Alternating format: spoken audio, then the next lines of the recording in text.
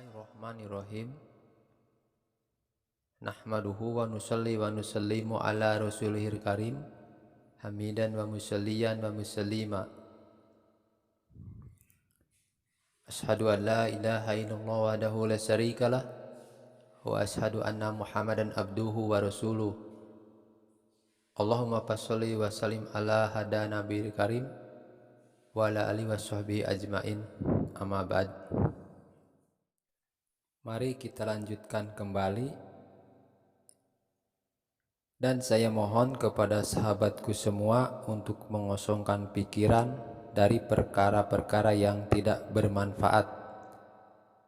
Kita ganti dengan bertawajuh kepada Allah Subhanahu wa Ta'ala, agar apa-apa yang kita dengar ini dapat menjadikan semangat dalam beribadah atau berzikir kepada Allah Subhanahu wa Ta'ala semakin meledak-ledak.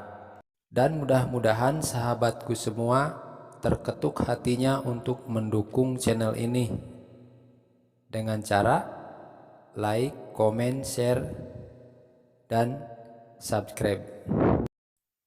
Nur Zikir senantiasa bersama orang yang berzikir, baik di dunia maupun di alam kubur, dan memimpin di titian sirat. Pendek kata, ia tidak berpisah dimanapun. Diperingatkan oleh Allah dalam kitab suci Al-Quran. Dan apakah orang yang mati kemudian kami hidupkan dan kami berikan kepadanya cahaya yang terang, yang dengan cahaya itu ia berjalan di tengah-tengah manusia, dan sama halnya dengan orang yang berada dalam gelap gulita dan tidak mungkin keluar darinya. Quran Surat Al-An'am, surat yang ke-6 ayat yang ke-122. Orang yang disebutkan pada ayat ini yaitu yang pertama, orang yang beriman kepada Allah yang hatinya bersinar cemerlang dengan cinta dan zikirnya. Sedangkan yang kedua ialah orang yang kosong dari sifat-sifat tersebut. Maka dengan mengikuti nur itu, amal perbuatan seseorang akan bercahaya terang benderang, sehingga amal baiknya dibawa ke langit dan didapati padanya cahaya seperti cahaya matahari. Dan nur seperti itu akan terlihat pada wajahnya di hari kiamat. Jika telah terbuka pintu zikir bagi seseorang, berarti telah terbuka baginya jalan menuju Allah. Barang siapa menuju kepada Allah, niscaya ia mendapatkan segala yang dikehendakinya, karena tidak berkurang apapun pada khazanah Allah. Sedangkan pada hati manusia ada satu bagian yang tidak subur kecuali dengan zikrullah. Apabila zikir telah menguasai hati, bukan hanya ia telah menyuburkan hatinya saja, melainkan juga memberikan kehidupan yang makmur. Walaupun ia tidak berharta, memuliakannya walaupun ia tidak mempunyai pangkat, dan menjadikannya penguasa walaupun ia tidak mempunyai kerajaan.